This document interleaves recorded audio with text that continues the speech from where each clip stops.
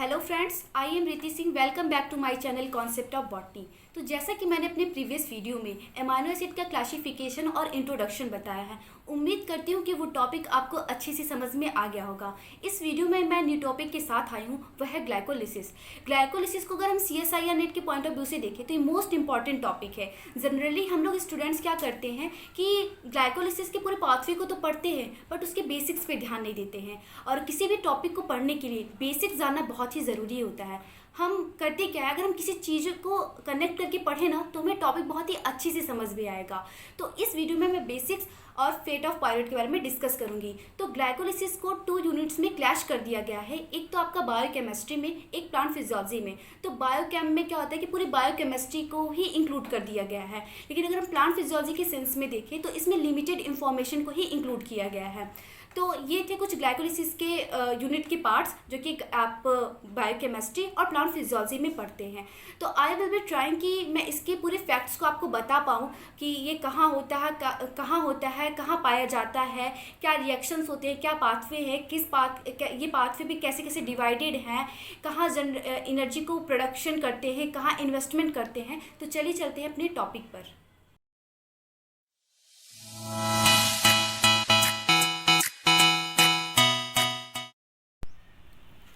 तो जैसा कि मेरा आज का टॉपिक है ग्लाइकोलिसिस।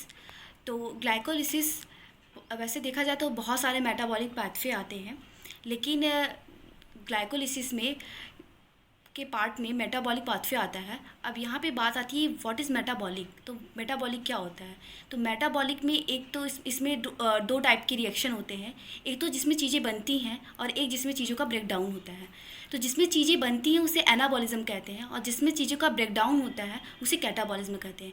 मतलब कि एनाबॉलिज्म का मतलब होता है न्यू थिंग्स फॉर्मेशन और कैटाबॉलिज्म होता है कि मतलब इसमें चीज़ों का क्या होता है, ब्रेक डाउन हो जाता है। तो सिंथेसिस या फॉर्मेशन और कैटाबॉलिज्म ब्रेक डाउन या लिसिस। तो कैटाबॉलिज्म का जो एग्जाम्पल है वह है ग्लाइकोलिसिस। तो ग्लाइकोलिसिस क्या होता है आइए देखते हैं। ग्लाइको का मतलब होता है शुगर और लेसिस का मतलब होता है ब्रेक डाउन। तो इसमें क्या होता है, शुगर का ब्रेक डाउन होना। तो शुगर का ब्रेक डाउन ही क्या होता है, ग्लाइकोलिसिस कहलाता है। तो अब ग्लाइकोलिसिस की आइए पाथवे के बारे में देखते हैं। वैसे तो बहुत सारे पाथवे होते हैं बट स्पेसिफिकली देखा जाए तो 6 कार्बन ग्लूकोज होता है। तो 6 carbon glucose change 3 carbon containing pyruvate. तो यहाँ पे आप देखिए कि 6 कार्बन है और यहाँ पे 3 कार्बन कंटेनिंग पायरुवेट है। 3 कार्बन है। तो अब बात ये आती है कि जब यहाँ पे 6 कार्बन है तो बाकी के 3 कार्बन कहाँ गए? तो बाकी का जो 3 कार्बन है वो आपके 2 मोल, यहाँ पे लिखा है मैंने 2 मोल 3 carbon containing pyruvate. 6 carbon glucose change 2 मोल 3 कार्बन कंटेनिंग पायरुवेट। तो 3 + 3 6 होता है। तो यहाँ पे 2 मोल पायरुवेट, यहाँ पे 6 इस यहाँ पे क्या आ गया कि 2 मोल 3 कार्बन कंटेनिंग पायरुवेट। मतलब कि 6 कार्बन जहाँ से चला था वहाँ पे क्या हुआ, लास्ट में 3 कार्बन मतलब कि 6 कार्बन में कन्वर्ट भी हुआ। तो ये होता है कि मैंने आपको बताया कि पायरुवेट का यहाँ पे ज़रूरी क्यों है। अगर पायरुवेट ना होता, अगर पायरुवेट का काम है किसी इंटरमीडिएट पाथवे पे एंटर करना और फिर किसी और रिएक्शन में जाना, फिर दूसरी चीज़ को फॉर्म करना, तो ये है पायरुवेट। अब आते हैं कि ग्लाइकोलिसिस की मैंने कहा कि जैसे कि बहुत सारे पाथवे होते हैं। तो अब यहाँ पे अगर हम पाथवे की बात करें तो इसके 10 स्टेप्स होते हैं। कितने होते हैं? 10 स्टेप्स। अब ये जो 10 स्टेप्स हैं ये 5 पार्ट्स में डिवाइड हैं। मतलब कि पहला तो होता है 1 to 5 और दूसरा होता है 6 to 10। 1 to 5 जो होता है उसे प्रिपरेटरी फेज़ कहते हैं और जो 6 to 10 होता है उसे पे ऑफ फेज़ कहते हैं। अब प्रिपरेटरी फेज़ और पे ऑफ फेज़ क्या है? जो 1 to 5 प्रिपरेटरी फेज़ होता है उसमें क्या होती है, एनर्जी का प्रोडक्शन, एनर्जी क्या होती है, इन्वेस्ट होती है। उसमें क्या होती है कि प्रिपरेटरी फेज़ में कि जैसे क्या होता है इसमें कि ग्लूकोज होता है, ग्लूकोज से हेक्सोज बनता है, हेक्सोज से क्या होता है, ट्रायोज बनता है। हेक्सोज का मतलब होता है हेक्सोज का मतलब होता है 6 कार्बन और ट्रायोज का मतलब होता है 3 कार्बन। तो ये होता है प्रिपरेटरी फेज़। मतलब कि एनर्जी की क्या होती है, इसमें इन्वेस्टमेंट होती है। तो इसे हम दूसरे तरीके से लिख सकते हैं, इस तरीके से हम इसे भी लिख सकते हैं, एनर्जी इन्वेस्टमेंट। अब बात आती है 6 to 10 पे ऑफ फेज़ की। तो 1 to 5 में क्या हुआ था कि एनर्जी जो लूज़ हुई थी यहाँ पे ऑफ फेज़ में चेंज हो रही है। मतलब कि इसमें क्या हो रही है कि एनर्जी प्रोडक्शन हो रही है, एनर्जी जनरेशन, इसे एनर्जी जनरेशन फेज़ कहते हैं, इसे एनर्जी जनरेशन फेज़ कहते हैं। तो मैं अपनी नेक्स्ट वीडियो में इसके पूरे 10 स्टेप्स की बात करूँगी, बट अभी इस वीडियो में मैं इसके बेसिक्स के बारे में ही बात करूँगी। तो वैसे अगर देखा जाए जनरली कि इसका लोकेशन कहाँ होता है, यह बहुत पहले से ही पढ़ते आ रहे हैं कि इसका ग्लाइकोलिसिस का लोकेशन ये कहाँ पाया जाता है। तो ये साइटोसोल में इसका एक्शन देखने को मिलता है ग्लाइकोलिसिस का। अगर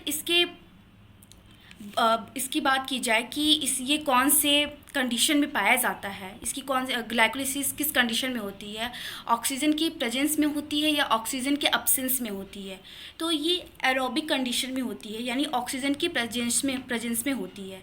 ऐसा नहीं है कि ये ऑक्सीजन के अब्सेंस में यानी एनारोबिक कंडीशन में नहीं पाई जाती है।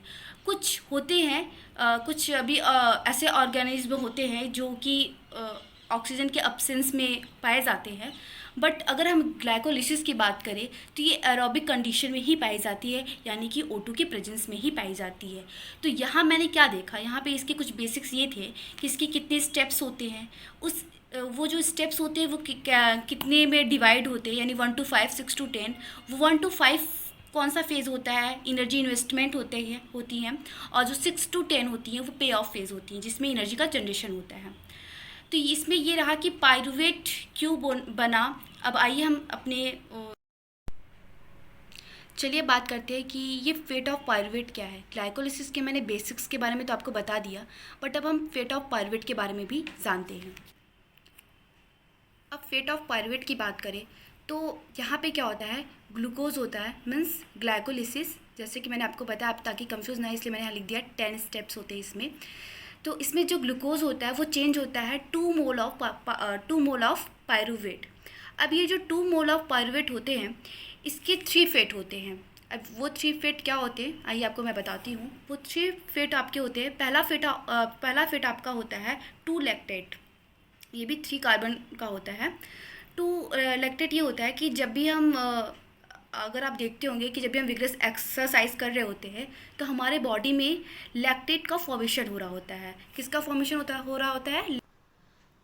तो जैसे कि मैंने भी आपको बताया, जब भी हम विग्रस एक्सरसाइज कर रहे होते हैं तो हमारे बॉडी में लैक्टेट का फॉर्मेशन हो रहा होता है। वो भी किस कंडीशन में? एनारोबिक कंडीशन में। इन एनारोबिक कंडीशन में हमारे बॉडी में लैक्टेट का फॉर्मेशन हो रहा होता है, और यहाँ पे 2 लैक्टेट 3 कार्बन होता है। अब ये होता है आपका पहला फेट, 2 लैक्टेट 3 कार्बन जो कि होता है। अब हम आते हैं आपके दूसरे, जो कि 2 एसिटाइल कोएंजाइम। ये इसकी क्या होती है? इसका दूसरा फेट होता है जो कि एरोबिक कंडीशन में होती है। अब आप यहाँ देख रहे होते हैं कि 2 mole of pyruvate 3 carbon containing होता है, लेकिन यहाँ पे 2 एसिटाइल कोएंजाइम है। तो बाकी के 2 कहाँ गए? यहाँ पे जो बाकी के 2 वो हैं, वो जो होते हैं वो यहाँ पे डी कार्बोक्सिलेशन होता है, जो कि यहाँ पे 2 CO2 यहाँ पे रिलीज़ होता है। तो 2 जो होते हैं वो रिलीज़ हो जाते हैं और 4 जो होते हैं चले आते हैं, 2 एसिटाइल कोएंजाइम। अब जो ये 2 एसिटाइल कोएंजाइम है ये TCA में चेंज होता है, मतलब यहाँ पे TCA साइकिल में एंटर करता है। TCA का मतलब होता है ट्राई कार्बोक्सिलिक एसिड, मतलब आपका ये सिट्रिक एसिड साइकिल है, जिसे हम क्रेब्स साइकिल भी कहते हैं। तो जब आपको मैं क्रेब्स साइकिल के बारे में बताऊंगी तो मैं आपको सारे उसमें एसिटाइल कोएंजाइम भी सारे स्टेप्स, उसमें जो जितने भी स्टेप्स 8 स्टेप जितने भी होते हैं मैं आपको बताऊंगी। तो अब TCA में क्या होता है कि CO2 जो होता है इसमें CO2 प्लस H2O, मतलब कि इसमें CO2 प्लस H2O इसमें क्या होता है? ऑप्टेन होता है। CO2 प्लस H2O ऑप्टेन होता है हमें TCA साइकिल में। तो इसमें क्या होता है? CO2 प्लस H2O ये कुछ इन animals, plant, many microorganism under aerobic condition में हमको मिलते हैं, मतलब कि डिफरेंट प्लांट्स एंड एनिमल्स में हमको ये देखने को मिलता है। तो अब हम आपकी तीसरे फेट की बात करें तो वो होता है आपका 2 एथेनॉल प्लस 2 CO2, मतलब कि ये किस कंडीशन में हो रहा होता है? इन एनारोबिक कंडीशन में। आप यहाँ पे थोड़ा सा ध्यान से देखिएगा कि एक तो आपका एनारोबिक कंडीशन होती है, एक आपका एरोबिक कंडीशन में होता है। ये चीज़ें आपका जानना बहुत ज़रूरी है, कौन सी किस कंडीशन में हो रही है, किस फेट में कौन सी किस कंडीशन में हो रही है। तो आपका ये टू एसिटाइल कोएंजाइम जो होता है वो एरोबिक कंडीशन में, टू लैक्टेट जो होता है इन एनारोबिक कंडीशन में, और टू एथेनॉल ये ईस्ट के केस में देखने को मिलता है इन एनारोबिक कंडीशन में। तो जो to ethanol plus two CO2 है, ये fermentation to ethanol in yeast, मतलब कि यीस्ट के केस में देखने को मिलता है हमें। तो ये थी इसके कुछ 3 फेट्स जो कि जानना बहुत ही ज़रूरी है कि आखिर ये जो पायरुवेट है, जो आपका ये पायरुवेट होता है, अगर पायरुवेट ना होता तो ये 3 फेट्स ना होते, मतलब ये लैक्टेट ना होता, एसिटाइल ना होता और इथेनॉल ना होता। डायरेक्ट ग्लूकोज से तो ये सारे फेट्स हमें मिलते नहीं, ग्लूकोज से चेंज होता है पायरुवेट में, 2 मोल ऑफ पायरुवेट, और पायरुवेट से तब हमें जा कर के ये 2 एसिटाइल कोएंजाइम जो कि आपके TCA साइकिल में एंटर करता है, फिर वहाँ से हमें CO2 रिलीज़ होता है, H2 ऑब्टेन होता है, ये सारी चीज़ें तब हमको वहाँ से मिलती हैं। आई होप कि आपको ये टॉपिक बहुत ही अच्छे से समझ में आ गया होगा कि व्हाट इज़ ग्लाइकोलिसिस के बेसिक्स। तो जैसा कि मैंने इसमें ग्लाइकोलिसिस के बेसिक्स और फेट ऑफ पायरुवेट के बारे में आपसे डिस्कस किया, उम्मीद करती हूँ कि आपको ग्लाइकोलिसिस के बेसिक्स और फेट ऑफ पायरुवेट क्यों ज़रूरी है, पायरुवेट क्या होता है, ये सब मैंने आपको बताया। ग्लाइकोलिसिस के जो 2 स्टेप्स डिवाइड है 1 to 5 और 6 to 10, यानी प्रिपरेटरी फेज, पे ऑफ फेज, जिसमें प्रिपरेटरी फेज में एनर्जी का इन्वेस्टमेंट और पे ऑफ फेज में क्या होता है कि एनर्जी प्रोडक्शन हो रहा होता है। तो ये कुछ ग्लाइकोलिसिस के बेसिक्स थे, कहाँ पाया जाता है, क्या होता है, किस कंडीशन में होता है, ये सारी चीज़ें मैंने आपको बताई। आई होप ये वीडियो आपको अच्छे से समझ में आ गई होगी। तो मिलते हैं आपसे हम नेक्स्ट वीडियो में ग्लाइकोलिसिस के स्टेप्स के साथ। तो तब तक के लिए thank you so much, tata bye bye.